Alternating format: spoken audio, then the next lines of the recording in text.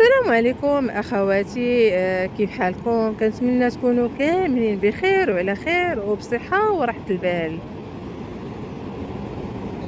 اليوم قلت نجي البحر وندوي معكم شويه، وبغيت نهضر معكم على واحد الموضوع اللي كنشوف انه مهم بزاف، خصوصا المراه اللي كتعيش حياتها بين المسؤوليات، الخدمه، الاسره، العلاقات والناس اللي كيدخلوا ويخرجوا من حياتها. اليوم غادي نهضر معاك على حاجة بسيطة ولكن قوية.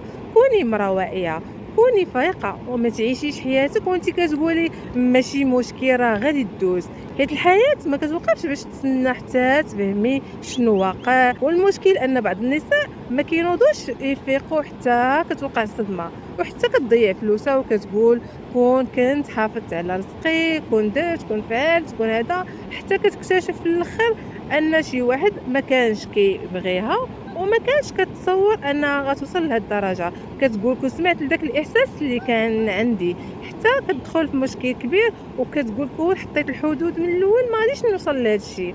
كتلقى راسها عايشه سنوات وهي ما مرتاحاش، كتقول علاش بقيت ساكته. ولهذا اليوم بغيت نقول لك ما تستناش حتى يطيح الفاس في الراس باش تبداي تفكري. راه القفوز ديال الحقيقيه ماشي انك تكوني كتجاوبي الناس ولا صوتك عالي وكلشي يسمعك، ولا تدخلي في النقاش اللي حاد اللي ما عنده حتى شي نتيجه. القفوزيه الحقيقيه هي انك تكوني فاهمه الحياه وفاهمه الناس وفاهمه راسك، وتعرفي شنو كتقولي وشنو ما تقوليش، وشنو امتى تسكتي، وتعرفي فين توقفي وفين خاصك، امتى خاصك تبعدي، وتعرفي شكون تعطيه الثقه وشكون ما تثقيش فيه، وشكون تعطيه الاحترام وشكون ما تعطيش الاحترام. والاهم من هادشي كامل تعرفي كيفاش تحمي نفسك بلا ما تولي انسانه قاسيه. وخلينا نبداو باول علامه. العلامه الاولى، كتحسي براسك ما مرتاحاش، كيكون واحد الاحساس عندك الداخل ديالك وما عندوش ما عندكش شي دليل واضح. كتكوني مع شي واحد وكل شيء من برا كيبان عادي، كيضحك معاك، كيهضر معاك مزيان، كيقول لك هضره زوينه وكلام زوين، ولكن انت من الداخل ديالك شي حاجه ما هياش، شي حاجه ماشي هي هذيك وما مرتاحاش، وكتقولي ما عرفتش علاش، ولكن راه كاين شي حاجه الداخل ديالك ما مرتاحاش. هنا ما غاديش نقول لك صدقي الاحساس ديالك 100%، ولكن غنقول لك ما تجاهليش، وقفي شويه مع راسك وراقبي، شوفي التصرفات ديال داك الشخص، شوفي واش الهضره ديالو كتوافق مع الافعال ديالو. وحيت الانسان راه يقدر يقول لك الف كلمه زوينه، ولكن التصرفات ديالو تكشف الحقيقه ديالو. كاين اللي كيقول لك انا باغي غير مصلحتك، ولكن ملي كتوقفي عليه وتحتاجيه راه ما تلقايش نهائيا.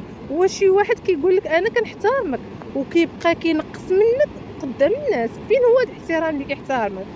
وكاين اللي كيقول لك انا واقف معك، واول ما كتحتاجيه فشي موقف اللي حقيقي كيتبدل عليك. هنا ما تبقايش تقولي يمكن انا اللي فاهمه غلط، راجعي الوقائع وراقبي وخلي الوقت هي اللي تكشف لك الحقيقه. حيت ماشي كل احساس خصو قرار، ولكن راه كل احساس خاصو واحد الانتباه بسيط، ما غاديش يكلفك بزاف.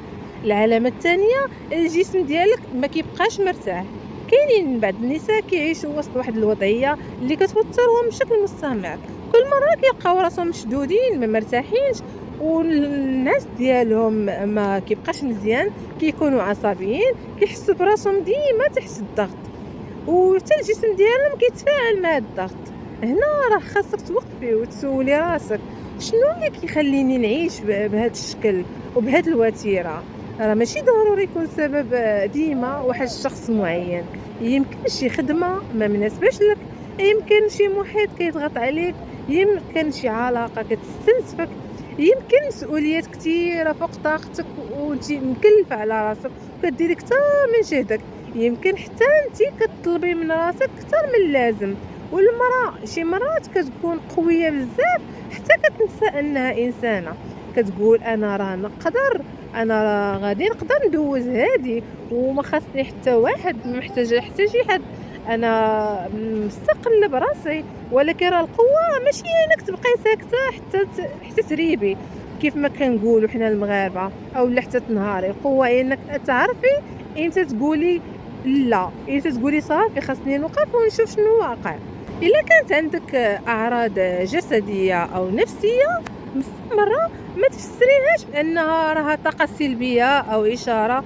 خذي بالاسباب واستشري مختصين راه موجودين، لان الجسم والعقل خاصهم العنايه بحالهم بحال اي عضو اخر في الجسم او اي حاجه اخرى. والعلامه الثالثه كتولي ديما خايفه من رده الفعل ديال واحد الشخص معين، وهذه راه من اخطر الحوايج اللي يقدر تفكري فيها. وإلا وليتي قبل ما تهضري كتفكري واش غادي يتعصب، واش غادي يتقلق عليا، واش غادي يتخاصم عليا، واش غادي يعاقبني بالصمت، واش غادي يخرج اسراري، واش غادي يقلب الناس عليك. هذيك الساعه خاصك تسولي راسك علاش انا عايشه بهذا الخوف وهذا الرعب هذا. لان العلاقه الصحيه راه ما خصهاش تخليك ديما انت خايفه.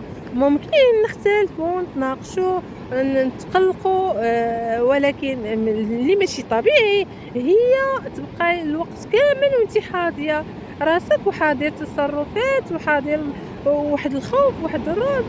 والمراه الواعيه كتعلم تقول لا، ولا راه ما تحتاج شي حاجه، شي كلمه طويله، راه غير جوج حروف. ماشي ضروري كاع الناس يقتنعوا بك، وماشي ضروري كل واحد يفهم علاش اختاريتي تبعدي. والعلامه الرابعه كتولي تقولي اسرارك لاي واحد. اخواتاتي هذه راهي مهمه بزاف. ماشي كل انسان كيضحك معاك راه الصديق ديالك، وماشي كل واحد كيسمع لك راه باغي مصلحتك. كاين واحد الفرق بين الانسان اللي كيسمع لك باش يعاونك، وكاين الفرق بين الانسان اللي كيسمع لك باش غير يعرف عليك اسرارك والمعلومات ديالك. خصك تعرفي باللي الاسرار ديالك راه ماشي عمله اللي كتوزعيها، والمشاكل العائليه ديالك ماشي موضوع عام. المشاكل العائليه ديالك راه خاصه بك، المشاكل ديال العلاقه ديالك راه ما خاصهاش توصل لكاع الناس. والفلوس ديالك ماشي ضروري كل شيء يعرف شحال عندك. وحتى الفرحه ديالك عيشيها، ولكن ماشي التفاصيل ديال حياتك كاملين تكون مكشوفه. تعلمي يكون عندك واحد الجزء من حياتك اللي ما كيعرفوه حتى شي واحد. العلامة الخامسة، وهنا غادي نهضر مع المرأة بوضوح. الحب راه زوين، الزواج حتى هو زوين، والعائلة راه مهمة، ولكن الاستقلالية كذلك راه مهمة. إلا كنتي كتخدمي ماشي ضروري تصرفي كل شيء، وإلا قدرتي خلي عندك واحد الجزء صغير للطوارئ. إلا عندك شي مهارة طوريها، وإلا عندك شهادة ما تحقريهاش. تعلمتي شي حرفة ما تقوليش ما غاديش نحتاج ليها. الحياة راه كتدور كتبدل. اليوم يمكن تكوني بخير ما خاصك حتى شي حاجة، ولكن غدا يمكن الظروف تبدل وتحتاجي لداكشي اللي عندك. لهذا المرأة اللي عندها مهارة ومعرفة وتجربة او شي مصدر ديال دخل كتكون عندها اختيارات كثر. ماشي الهدف انك تعيشي وانت خايفة من المستقبل ديالك، لا، ما تعيشيش بهذا الخوف، ولكن الهدف هو انك تعيشي وانت مستعدة. فرق كبير بين الخوف والاستعداد. الخوف كيخليك مشلولة كيوقفك، ولكن الاستعداد كيخليك هادية.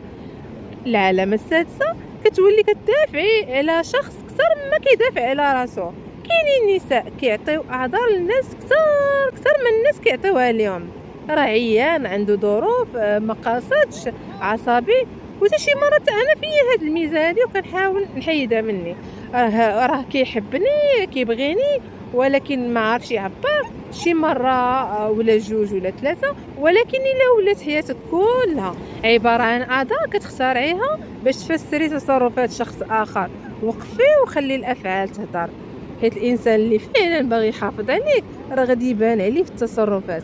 ماشي ضروري يكون كمال، وماشي ضروري ما يغلطش، ولكن خاص يكون الاحترام والمسؤوليه والقدره على الاعتراف بالغلط وكذلك الاصلاح.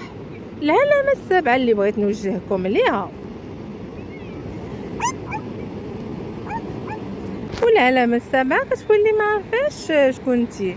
هنا خاص المرأة توقف بزاف. الا دخلتي فشي علاقه وبديتي تبدلي الشخصيه ديالك كامله، وبدلتي حتى الاحلام ديالك، وبعدتي على الناس اللي كتبغيك، حبستي شي حاجه كنتي كتبغيها كتعشقيها، ووليتي كتخافي تعطي الراي ديالك، وليتي كتعيشي غير باش ترضي هذاك الشخص او هذاك المرافق ديالك. ديك الساعه خاصك تسولي راسك فين مشيت انا وسط هذا الشيء كامل. العلاقه الصحيه ما خصهاش تمحي الشخصيه ديالك. الحب ماشي هو انك تغبري ولا تختفي، والتنازل راه ماشي هو انك تنازلي على كرامتك وراحتك وحتى المستقبل ديالك.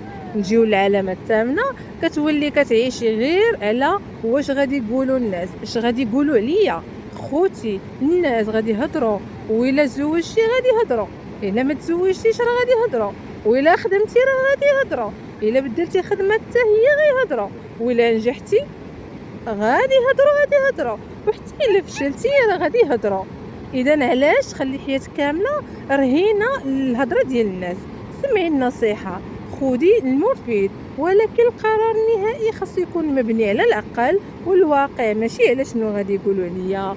وهنا كنوصلوا لواحد الحاجه مهمه، لان المراه الواعيه راه ماشي مراه كتشك في الناس كاملين، ماشي مراه كتعيش بوحدها وما كتثق في حتى واحد، ولكن المراه الواعيه هي اللي كتوازن وكتحب ولكن ما كتضيعش راسها، كتثق ولكن ما كتسلمش حياتها كامله بلا حدود، كتسامح ولكن ما كتخليش التسامح يتحول لواحد الباب مفتوح للتكرار، يعني كيتعاود داكشي.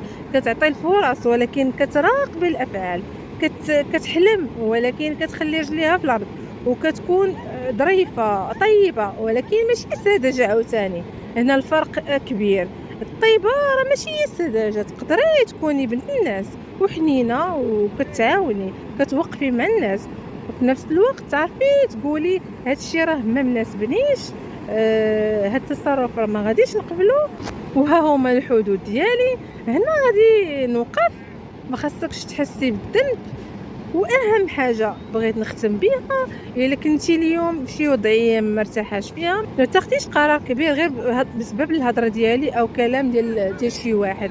جلسي مع راسك كتبي داكشي اللي واقع، فرقي بين الحقيقه وبين الخوف، وشوفي الافعال ماشي غير الاحساس. الا كانت العلاقه كتضرك، طلبي النصيحه من شخص اللي كبير وناضج وثقه. وإلا كان الامر متعلق بصحتك، استشري الطبيب. الا كان متعلق بالفلوس، رتبي امورك قاديها. وإلا كان متعلق بالخدمه، طوري مهاراتك. وإلا كان متعلق بشي علاقه، حطي ليها الحدود وشوفي واش الطرف الاخر كيحترمها. ماشي ضروري تبدلي حياتك كامله في نهار واحد، شي مرات البدايه كتكون صغيره.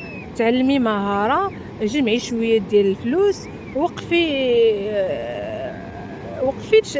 تشاركي اسرار ديالك، وتعلمي تقولي لا.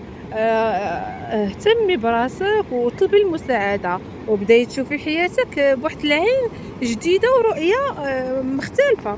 خلي ديما واحد الجمله قدام عينيك: انا مضطراش نتسنى حتى توقع شي كارثه. كوني واعيه قبل ما تصدمي، وكوني مستعده قبل من الازمه. حافظي على نفسك قبل ما تضطري تقلبي عليها. وخواتاتي، راه ما بغيناش نعيشوا حياتنا وحنا خايفين، بغينا نعيشوها بواحد الوعي.